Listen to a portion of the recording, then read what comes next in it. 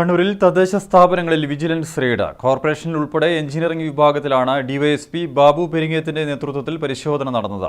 അനധികൃത നിർമ്മാണങ്ങളുമായി ബന്ധപ്പെട്ട ക്രമക്കേടുകൾ പലയിടത്തും കണ്ടെത്തി. തദ്ദേശ സ്ഥാപനങ്ങളിലെ എഞ്ചിനീയറിംഗ് വിഭാഗത്തിൽ വലിയ ക്രമക്കേടുകൾ നടക്കുന്നതായ പരാതിയെ തുടർന്നാണ് സംസ്ഥാന വ്യാപകമായി വിജിലൻസ് റെയ്ഡ് നടത്തിയത്.